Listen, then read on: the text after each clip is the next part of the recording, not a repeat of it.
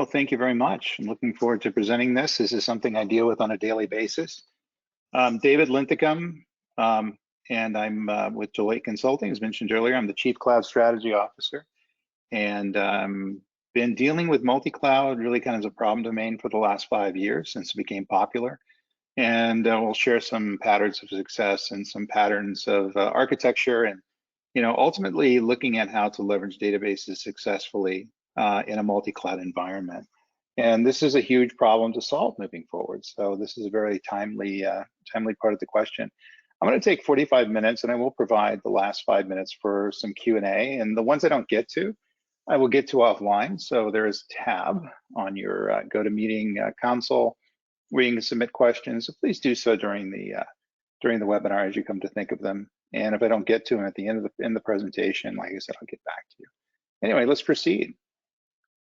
So the basics of multi-cloud are, automatically there's key drivers that are out there and reason why people are moving in this direction.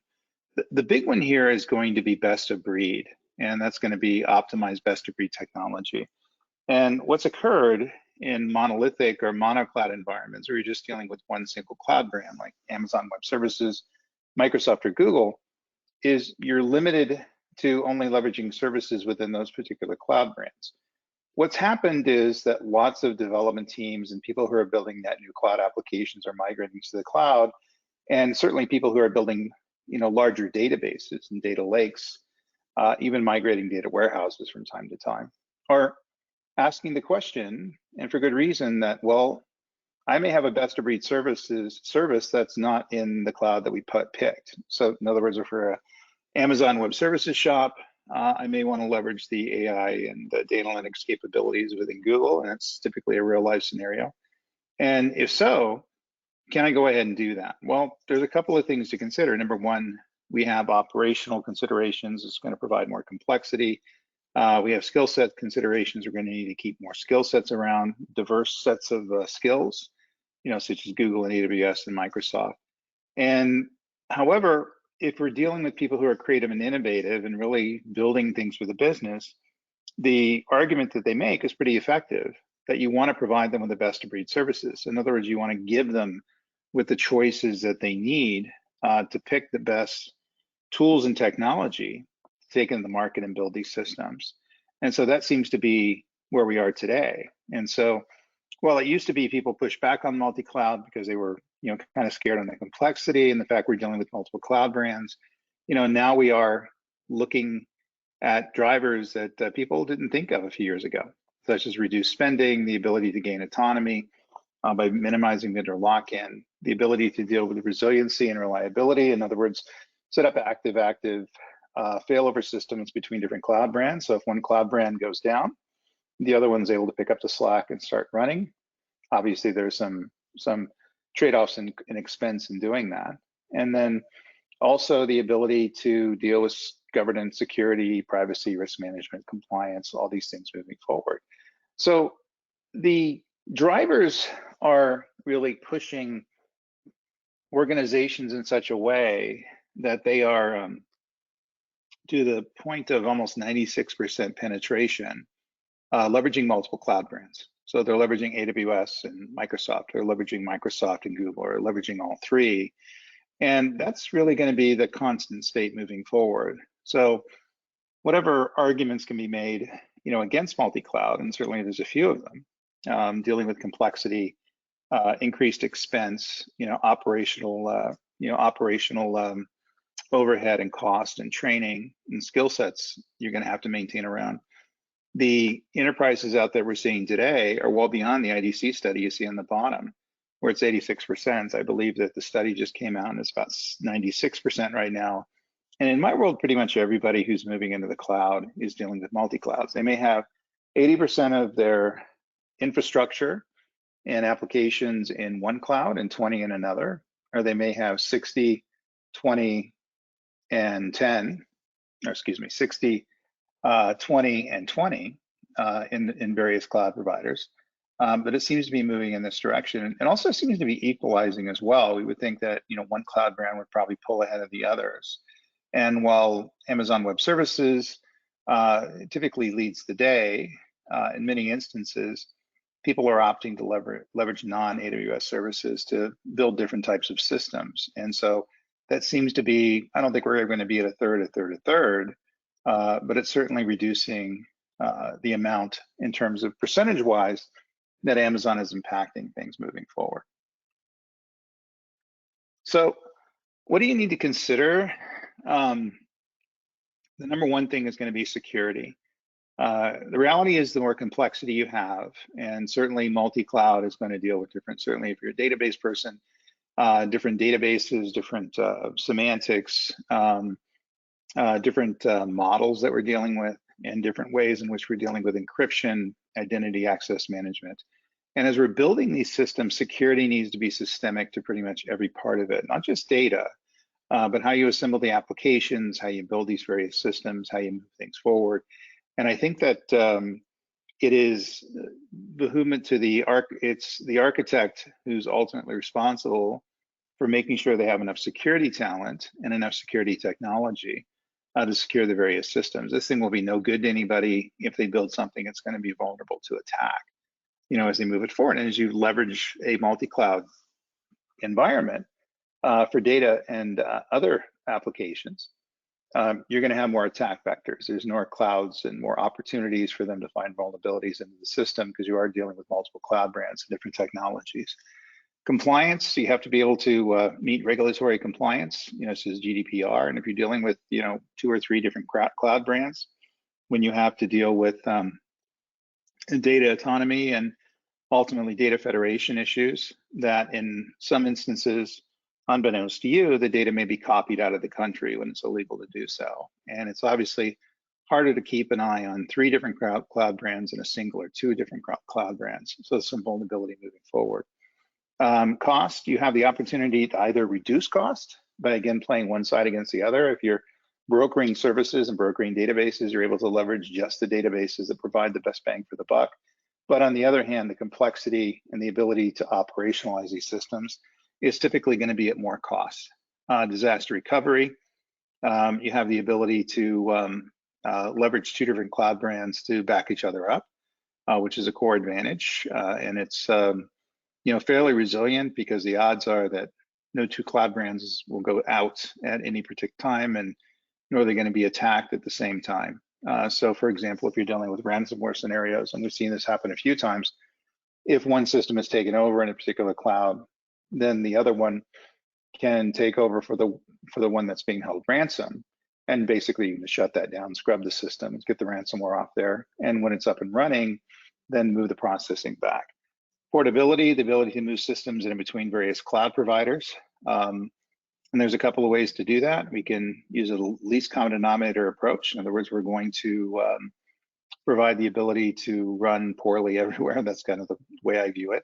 Or you can leverage containers or other portability mechanisms. But if you're going to leverage cloud native capabilities, meaning we're leveraging native security, native APIs, native data management systems, things like that, you are going to be locked into that particular system. Of course, people have made the argument when they're moving to multi-cloud to avoid lock-in. Unless you avoid writing cloud native features in these particular systems, that's something you're just not going to be able to avoid. Data management capabilities, the ability to have multiple providers with different workloads, different performance capability requirements, infrastructure right sizing. You have 3 different brands of storage, different ways of doing object storage and block storage and file storage. And then ultimately there should be lower latency, you know, proximity of geographically distributed customers and cloud centers. That's something people are playing up. We're even getting to these edge cloud-based centers where they're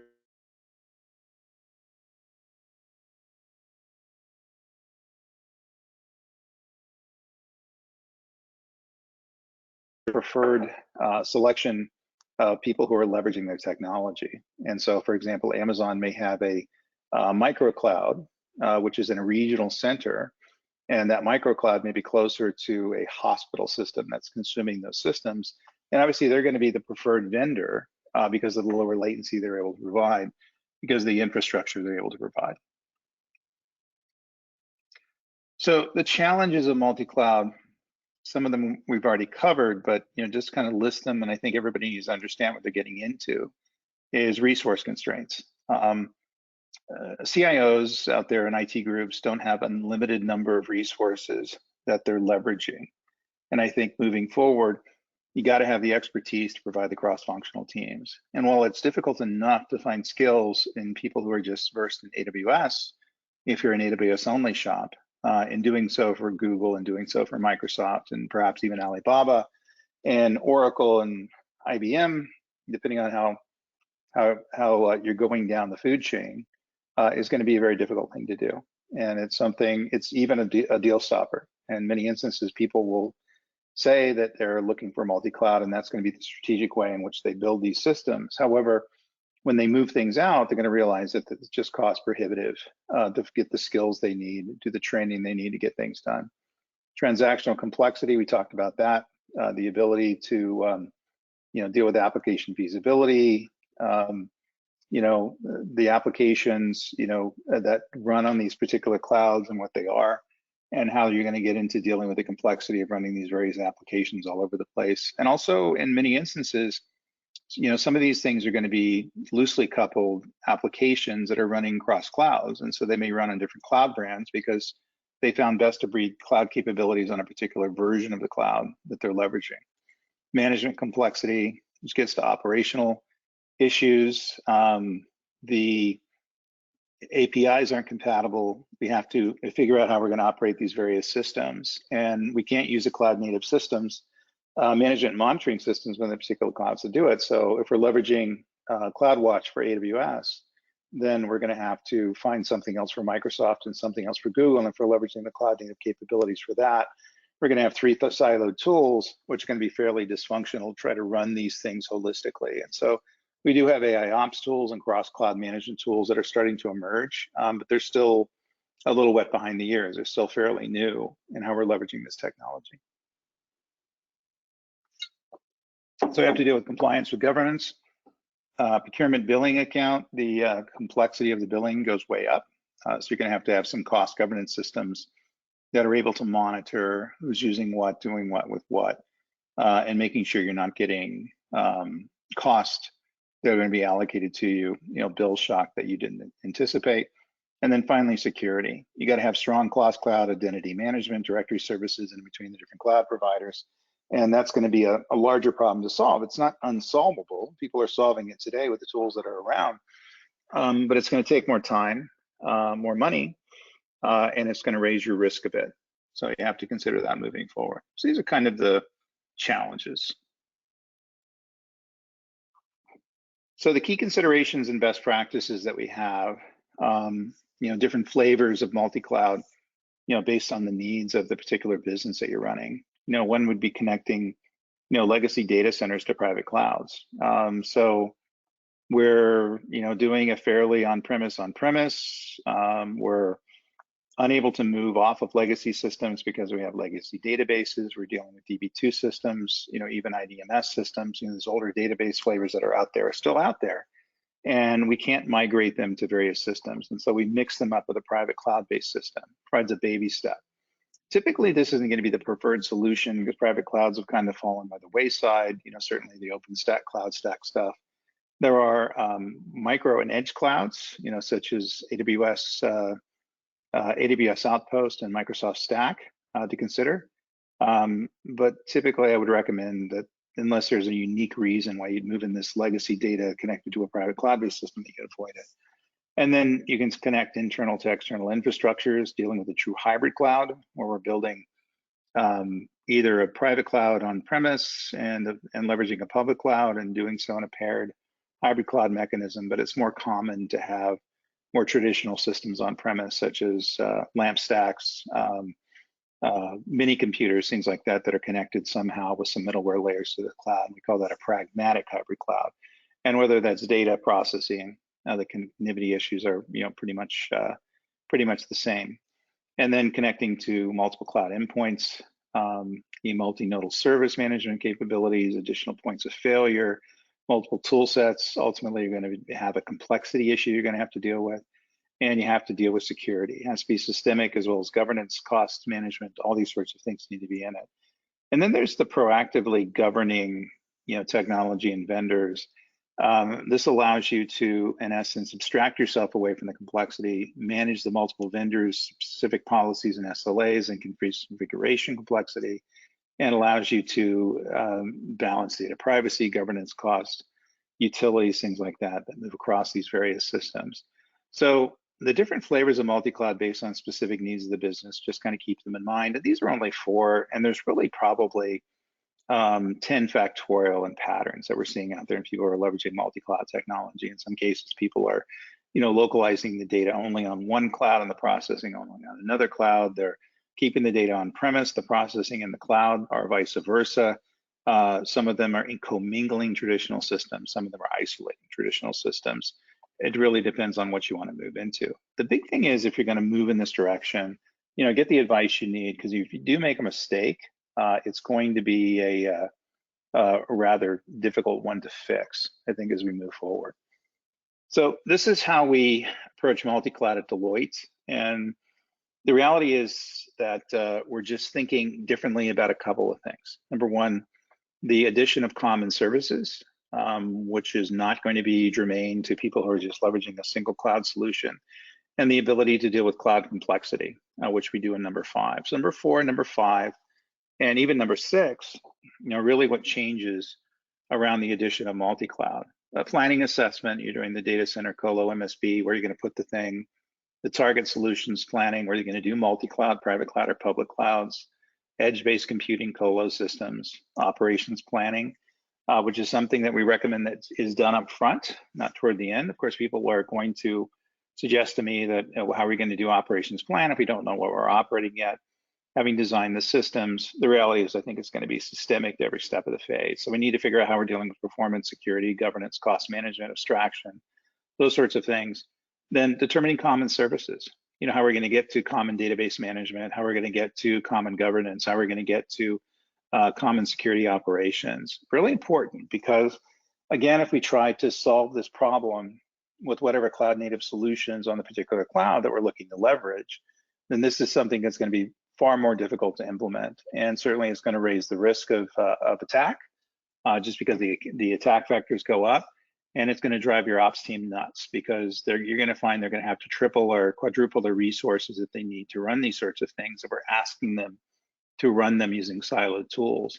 And then cloud complexity management, the ability to deal with complexity by leveraging abstraction and automation, and complexity mediation, actually putting these things in domains. And if you're interested in that, one of the courses I did out on lynda.com is called Cloud Complexity Management for Multi-Cloud Deployment. It's about walking through the steps in mediating complexity, whether you created something that's going to be overly complex that has to be fixed, or you're trying to avoid creating something that's complex as you build it. Skills gaps, in other words, you have to keep more skills around to make this happen. And then migration and operation, which is fairly standard and doesn't change. And again, data is going to be systemic to this. Application is going to be bound and coupled to the data. And then we have to deal with key considerations, from modernization to financial management, and how you're going to deal with DevOps and planning and migrate and operate to make these things happen. So kind of keep this in mind. The reality is, I think if you follow most of these steps and you're able to drill down on what's behind them, and lots of work that has to occur to make these things happen, you're pretty much going to get this problem solved each and every time. So when you assess strategy and planning, again, it's understanding the current landscape, in other words, what the as-is state is, organizational readiness, and I see lots of organizations that are trying to move in this direction. They just aren't ready for multi-cloud, just because of the skill sets that are needed and the fact that we're dealing with different things in different ways. So it's not only people who understand what a cloud is and how to leverage a cloud effectively, but when you move into multi-cloud, it's more about what's in between the clouds than what's in the cloud specifically. And so your ability to understand how to leverage these best of breed cloud native services that people are going to pick, but provide management, monitoring, operational platforms, governance, security that's able to cross clouds is a different breed of cat in terms of how we're building these things. Governance, really important, and basically have to understand the use cases and how this thing is going to be implemented. That's extremely important as well. And again, the tool sets, you get agentless discovery, cloud maturity model, workforce skill assessment, cloud operating models, cloud suitability and placement, cloud financial analysts, cloud security framework and accelerators, things we do with Lloyd. But if you're looking for other, sources for these, there's other instances of this that are out on the net, and ultimately they're out in the public domain. But you got to remember that they have to be done in such a way where you're getting to a point of solving the issue. So Cloud Center of Excellence, I'm going to spend a lot of time on this. So we basically understand we're going to build cloud service management, cloud service delivery, and cloud service operations. And there's additional complexity. It requires, robust organizational constructs to manage the overall footprint. So you should have a cloud business office, people who are negotiating the use of the tools, how the tools are going to be implemented. And you should have other things in place that basically provide you with cloud delivery services so they're constant and repeatable. You have skilled services metrics, you're able to do skills inventory, you're able to do skills gap analysis, you're able to do engineering-based systems based on whatever native services and cross-cloud services. Basically soup to nuts, some organization within the enterprise, it's able to answer a lot of the tougher questions moving forward and have a consistent way in which we're doing it. The big way we get into trouble with this is if we give everybody lots of autonomy in how they're going to deal with deploying multi-clouds, and they do so in a very different way. And ultimately, a multi-cloud not only just spans a project and how we're going to build or migrate an application, but how we're going to leverage these cross-cloud services to operate these things effectively. And if that's not thought through and done through in a centralized way where it's consistent and repeatable, it's going to be very difficult moving forward. So revising the operating model in that we're changing the way in which we're dealing with the organization. It's everything from accessing the current state of the operating model using some diagnostic tools. You can find lots of references out there on how people are going to change it. To a state of maturity where it's optimized model, fully integrated capabilities aligned to the cloud, frictionless governance, and control over policies in place and automated. Where one is typically where people are, Cloud 0, Cloud 4.0 is typically where people are not yet. And there has to be changes in culture, there has to be changes in the way in which we think about the processes, even changes in how the organizations are structured. One of the things where cloud, and certainly multi-cloud, will fail each and every time is as they move forward that we don't have an organization that's readily able to accept the revised operating models and skill sets and get to the point of operating a very complex multi-cloud deployment. And so I urge people, if they're going to move into multi-cloud, this is also looking at the organization, this is also looking at the culture, this is also looking at the processes, this is also looking at the way in which we deal with the operating models. And those need to be adjusted, as we roll out a multi-cloud deployment. And you can change it in a year, as this chart shows you. But in many instances, certainly the Global 2000s companies out there, it may take a year, it may take 2, it may take 3. It's not an easy thing to do. In fact, I view this as kind of the hardest thing to do in terms of deploying multi-cloud. So revising the operating model, again, we get into Cloud 1.0, which is foundational, Cloud 2.0, which is transformative, Cloud 3.0, which provides the innovation, and Cloud 4.0, which is exponential. And so whether you think you're in 1.0 land or below it, or somewhere in between, it's good to have a self-assessment and leveraging, a chart like this to figure out, where your cloud native competencies are, governance and KPIs, key performance indicators, where you are in security and compliance, cloud economics, adoption, platform, and cloud ops. And then figuring out where your maturity is and figuring out the gap between where you need to be now and how you're going to get to a Cloud 4.0 or even a Cloud 3.0, and the amount of work that has to occur to close the gap between the two. And this, again, is something that has to happen. So how do you optimize a multi-cloud footprint? Well, again, it's fairly standard. I mean, we've dealt with complex distributed architectures for years, and in many instances, we just reuse those existing things. And obviously, this is data focused, but data is really kind of a core systemic, capability in all of this. So this is doing a plan, this is doing a design, this is doing discovery, this is crafting the solution, and stabilizing the solution as it's deployed.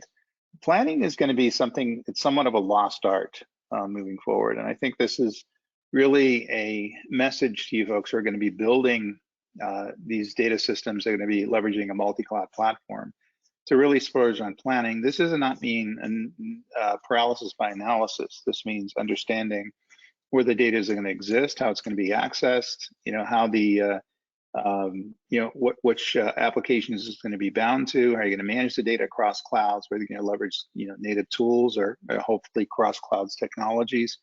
And it does a couple of things. Number one, you're going to find you end up making some trade-offs, migrating databases or leaving databases where they are, just kind of based on the amount of money and work that's going to take to move in a certain direction. As long as you understand that and build that in your design, I think that's how you kind of win this game. Where people get in trouble is if they manage by magazine or sometimes managed by a YouTube video, where they come out with these grandiose ideas in terms of how data is going to be distributed, and how they're going to keep some data on premise and some data in a public cloud and some data within other public clouds, and they just can't make it happen. There's too much latency involved. There's a security issue involved. The cost is going to be prohibitive, and it's good to understand that during the planning phase, then wait for the stabilize and craft phase when you're, in essence, moving something out and then trying to figure out how to solve the issue. And it's, in many instances, it can't be solved. So you hit the reset button, and some people lose a year or two, as they build or rebuild these systems. So applications and data migration options, that we have, from on-premises to the cloud, these are the options that you have. You have the ability to have a corporate data center, which is linked in with supported services like file storage, archival storages, volume storages, things like that. You can do it through a secure internet connection or VPN tunnel. And certainly virtual private clouds, which are options in all the major cloud providers, or an options as well. And those things are on you to create the secure network between the cloud provider and your on-premise systems. And then you leverage a dedicated network pipe where you're actually, renting a circuit between your corporate data center and the service. And then the other one would be, the data is shipped to the cloud providers, and not a good option unless you're doing a migration in the system, but we still see people that are leveraging Federal Express as a migration tool, which I would not agree with. So you need to figure out something that's compatible and how information is going to be moved. Typically, it's going to be a direct connection within the system.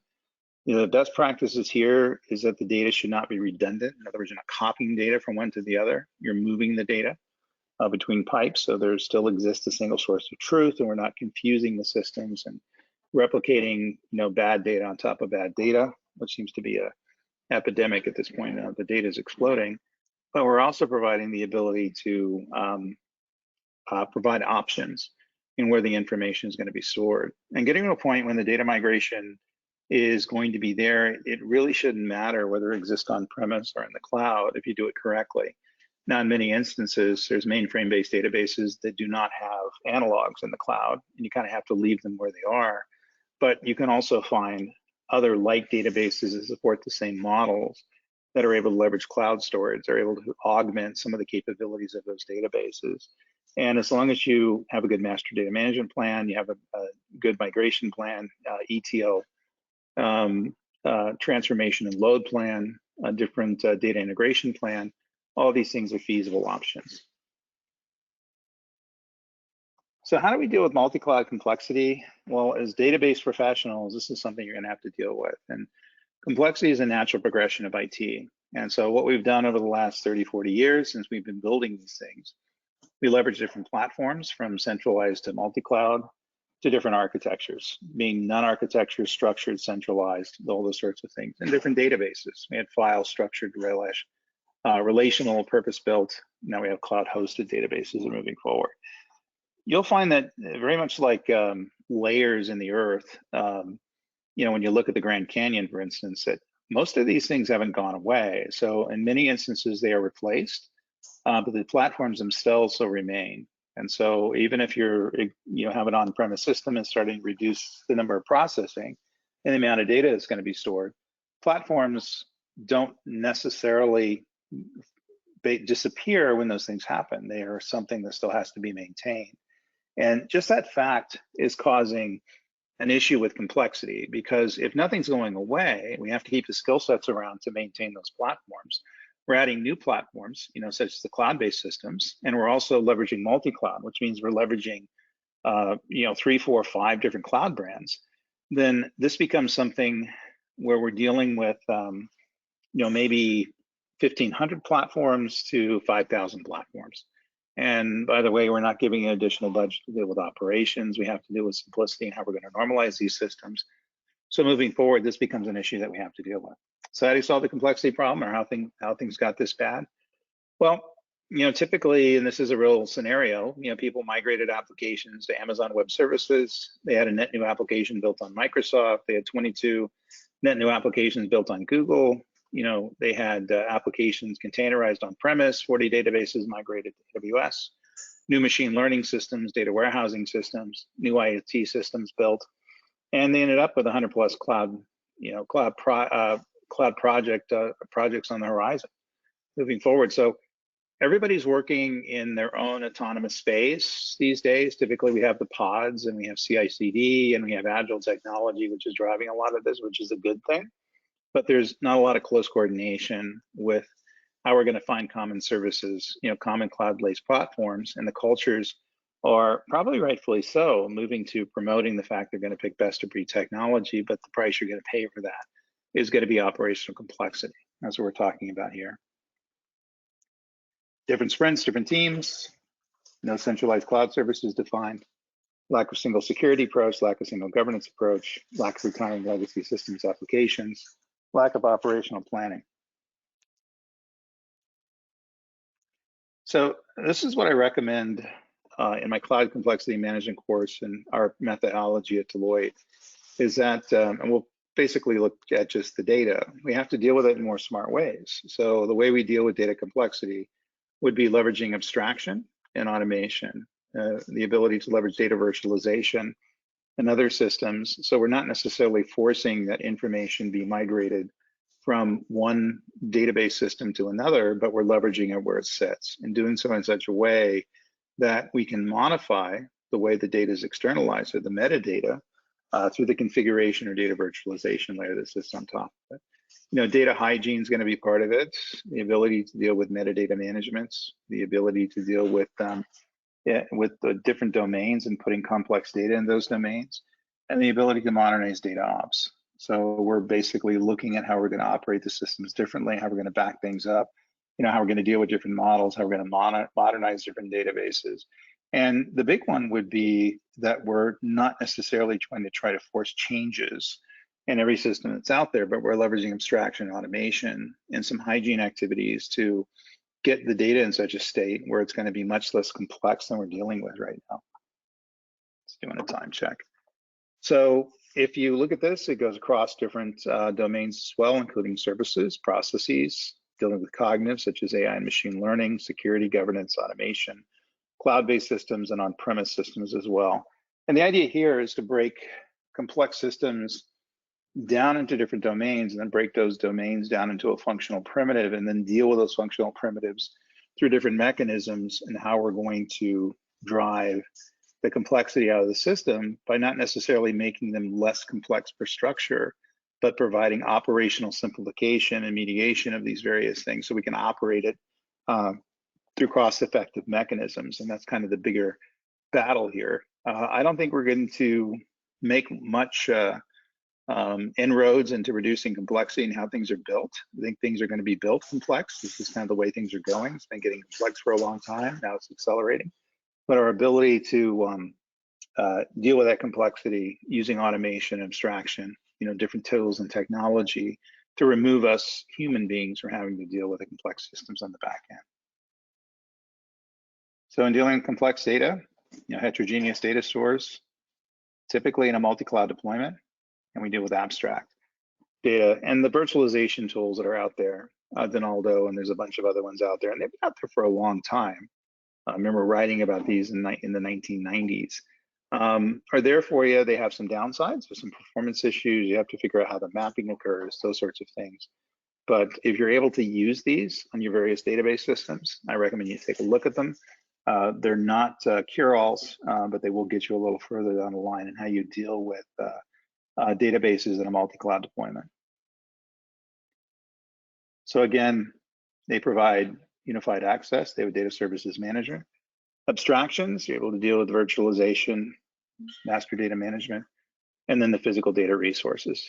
And it doesn't matter if we're dealing with relational, object, columnar, unstructured, such as a data lake, or even legacy systems that have been there for a long period of time, DB2, IDMS, things like that, things that have been out of fashion for about 30 years, but guess what? They're still out there running, and they still run businesses, and they still have to be dealt with.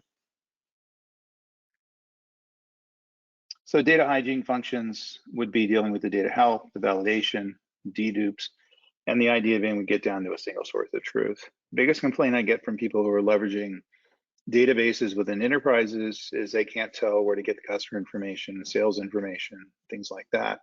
And most of the things I speak at in person, I do a show of hands. Does anybody have a core idea of a single, where do they get their customer data, where they get their sales data, where they get their invoice data, where they get their inventory information? And the reality is it can be as many as a dozen different places and locations within the databases that typically don't sync up one to another. So you get different answers based on the database that you communicate with.